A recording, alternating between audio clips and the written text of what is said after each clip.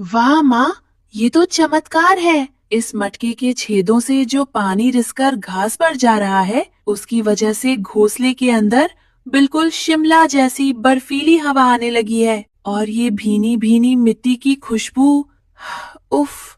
गोरी कौवी अपने नए चमचमाते हुए लोहे के बड़े बिजली वाले कूलर के सामने खड़े होकर जोर से हंसते हुए कहती है।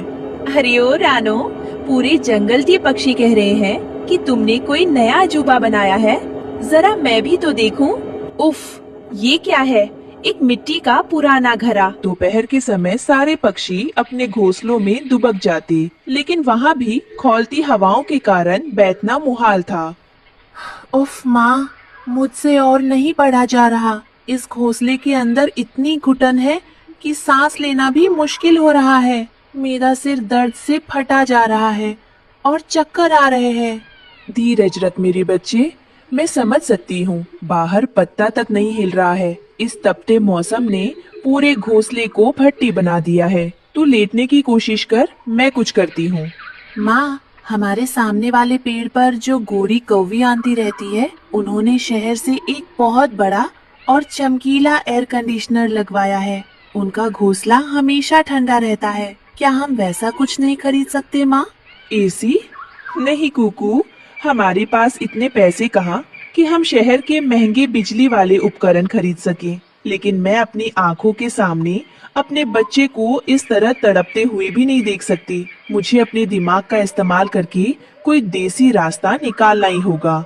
रानो चिड़िया हार मानने वालों में से नहीं थी। वो तुरंत उड़कर नदी किनारे कुम्हार के पास गई और वहाँ से मिट्टी का एक बहुत बड़ा और भारी मटका लेकर आई। हाँ, इस तरह अगर मैं इस घड़े के चारों तरफ छोटे छोटे छेद कर दूं, तो इसके अंदर की नमी बाहर की हवा को छू सकेगी। कुकू बेटा, जरा मेरे साथ गहरे जंगल की तरफ चलो। वहाँ एक खास चीज लानी है। हम इस तपती धूप में गहरे जंगल के दलदल की तरफ क्यों आए हैं माँ? यहाँ तो सिर्फ लंबी लंबी घास उगी हुई है। ये कोई साधारण घास नहीं है कुकू, इसे हरी खस की घास कहते हैं। इसकी खासियत ये है कि ये पानी को बहुत देर तक सोख कर रखती है और जब इसके ऊपर से हवा गुजरती है तो ये उसे बर्फीली ठंडी बना देती है। रानो और कुकू ने मिलकर मटके के चारों तरफ उस हरी खस की घास को अच्छे से लपेट दिया और घड़े को ठंडे पानी से लबालब भर दिया। कुकू ने अपने बड़े पंखों को मटके के पीछे रखकर एक निश्चित रफ्तार से हिलाना शुरू किया। वाह माँ, ये तो चमत्कार है। इस मटके के छेदों से जो पानी रिसकर घास पर जा रहा है, उसकी वजह से घोंसले के अंदर बिल्कुल शिमला जैसी बर्फीली हवा आने लगी है। और ये भीनी भीनी मिट्टी की खुशबू, उफ, मेरा सिर दर्द तो गायब ही हो गया। देखा बेटा, प्रकृति ने हमें हर मुसीबत का हल दिया है। बस उसे ढूंढने की समझदारी होनी चाहिए। अब तू आराम से सो जा, तुझे अब गर्मी नहीं लगेगी। रानो के इस जादुई मटका कूलर की बात पूरे जंगल में आग की तरह फैल गई। सभी पक्षी इस जुगाड़ को देखने आने लगे, जिसे देखकर पड़ोसन गोरी कौवी के बदन में जलन की आग सुलग उठी। वाह भाई रानो, कमाल का दिमाग पाया है तुमने। इस भयंकर धूप में जहाँ उड़ते उड़ते हमारे पर चल रहे हैं, तुम्हारे घोंसले में आते ही ऐसा लग रहा है जैसे कोई ठंडी बर्फीली नदी बह रही हो। और ये खस की खुशबू, मजा आ गया। बिल्कुल सही कह रहे हो मिट्ठू भाई। हम तो कौड़ियों के भाव मिट्टी समझकर घड़े को छोड़ देते हैं, लेकिन रानो ने उसी मिट्टी से पूरे जंगल को मात दे दी। सच में असली सुख तो इसी देसी जुगाड़ में है। गोरी कौवी अपने नए चमचमाते हुए लोहे के बड़े बिजली वाले कूलर के सामने खड़े होकर जोर से हंसते हुए कहती है।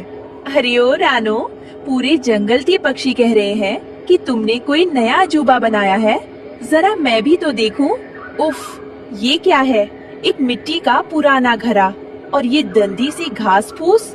हाँ, तुम देहाती पक्षी हमेशा देहाती ही रहोगे। गोरी कौवी बहन, दिखावे में क्या रखा है? मेरा ये मटका कूलर बिना किसी खर्च के मेरे बेटे को सुकून की नींद दे रहा है। मेरे लिए यही काफी है। अरे रानो, जमाना बदल गया है, कुछ पैसे खर्च करना सीखो। ये देखो, शहर का असली लोहे का बिजली वाला कूलर।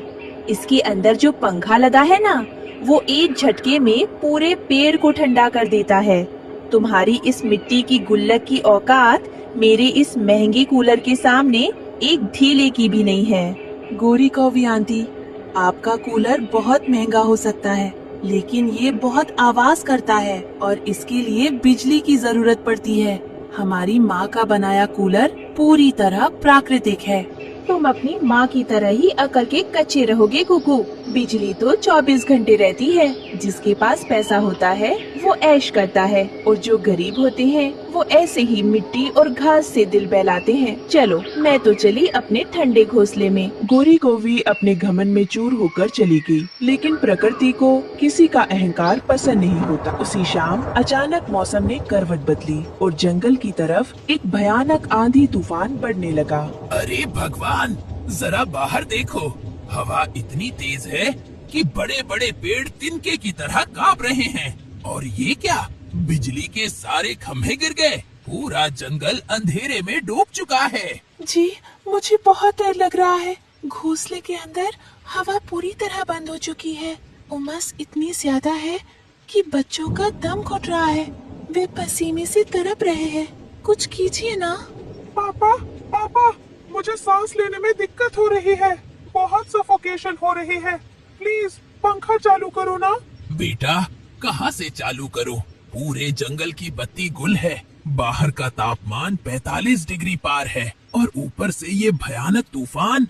खिड़की खोली तो धूल अंदर आएगी, बंद रखी तो घोंसला भट्टी बन जाएगा। तूफान इतना जबरदस्त था कि उसने जंगल के बड़े बड़े ट्रांसफार्मर और बिजली के खंभों को उखाड़ फेंका। देखते ही देखते पूरे जंगल में पूरी तरह से ब्लैकआउट हो गया। अरे, ये बिजली को भी अभी जाना था। चालू हो जा भाई। इस लोहे के डिब्बे के अंदर हवा आने का कोई और रास्ता भी नहीं है। उफ, घोंसले के अंदर तो दम घुट रहा है। लोहे की चादरें धूप से तपकर और गर्म हो गई हैं। गोरी कौवी के घोंसले के अंदर का तापमान लगातार बढ़ रहा है। लोहे का कूलर बंद होने के कारण एक कबाड़ का टुकड़ा बन चुका है। गोरी कौवी के बच्चे गर्मी और घुटन से तड़प रहे हैं। नहीं, मैं यहाँ नहीं रह सकती। ये लोहे का कूलर तो मेरे घोंसले को और ज्यादा गर्म कर रहा है। बाहर हवा भी बंद है। मैं क्या करूँ, कहाँ जाऊँ? जंगल की बिजली पूरी तरह गुल थी और उमस अपने चरम पर थी, लेकिन रानो चिड़िया का घोंसला इस संकट के समय में भी पूरी तरह शांत, खुशबूदार और बर्फीला ठंडा बना हुआ था। देखा कुकू बेटा,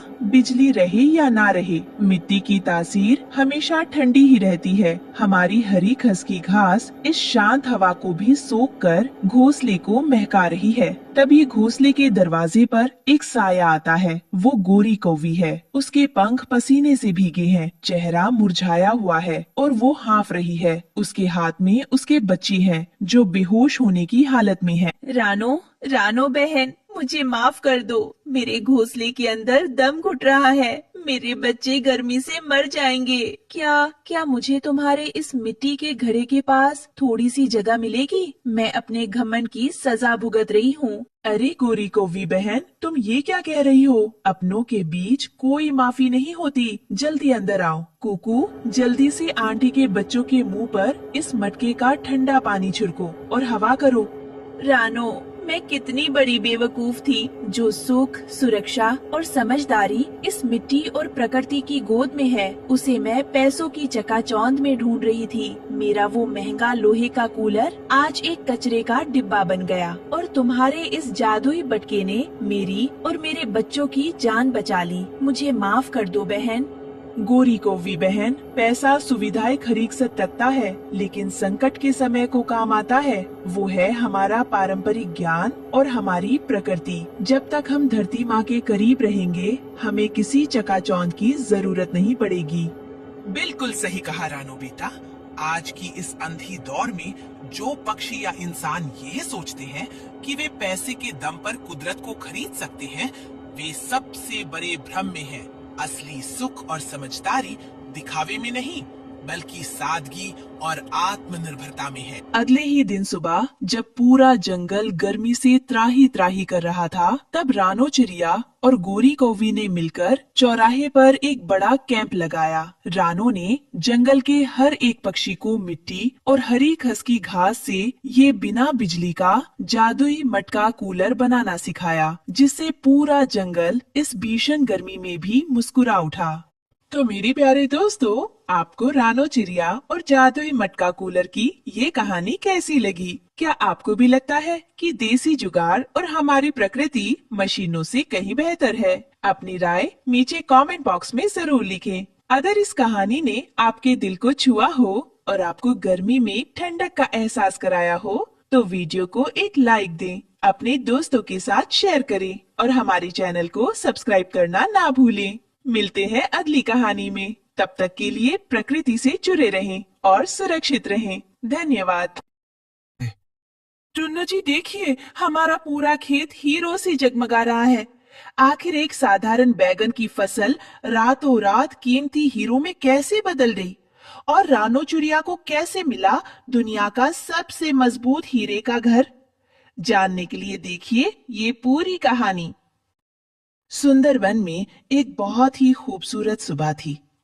इसी जंगल के एक कोने में रानो चिड़िया और हरिया तोते का परिवार पास पास रहता था। दोनों परिवारों ने मिलकर इस साल अपने खेत में बहुत मेहनत की थी। टुन्नू जी जरा देखिए तो, हमारे खेत के बैगन कितने बड़े, गोल मटोल और चमकदार लग रहे हैं। हमारी महीनों की मेहनत रंग ले आई।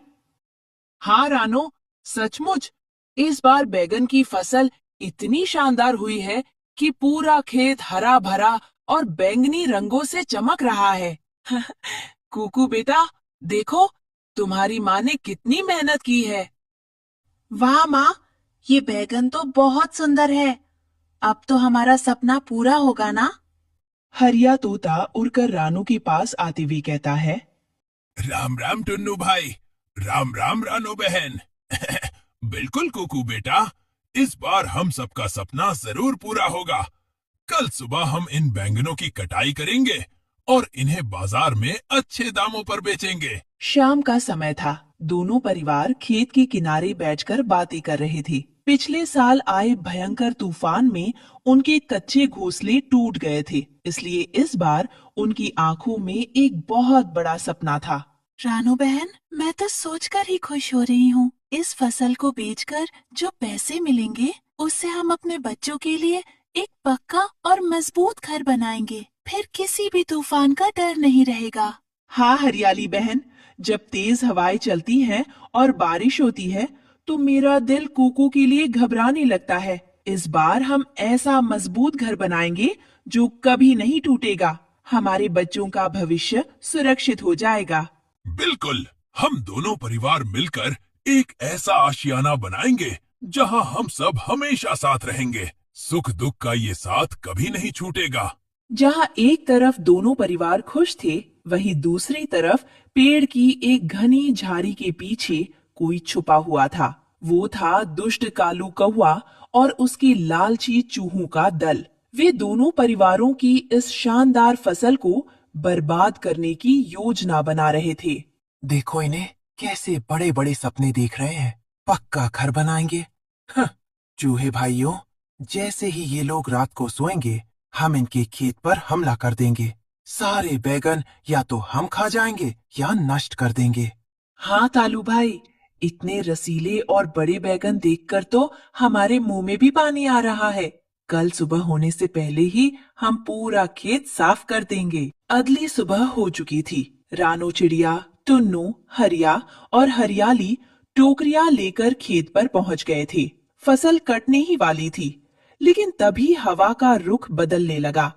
तभी दूर से किसी के धीरे धीरे चलने की आवाज आई।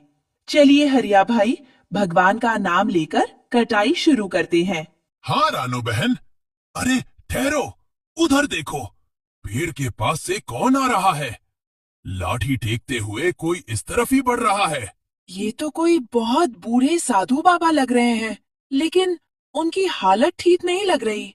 लाठी टेकते हुए खेत के पास एक बहुत ही बूढ़े और कमजोर साधु बाबा उल्लू आते हैं। उनके पंख बिखरे हुए थे, चेहरा सूखा हुआ था और कमजोरी के कारण उनके पैर बुरी तरह कांप रहे थे। वे ठीक से खड़े भी नहीं हो पा रहे थे। कोई है?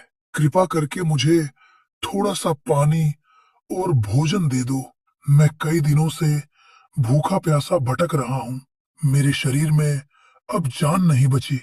इतना कहते ही साधु बाबा के हाथ से लाठी छूट जाती है और वे चक्कर खाकर खेत की मिट्टी पर बेहोश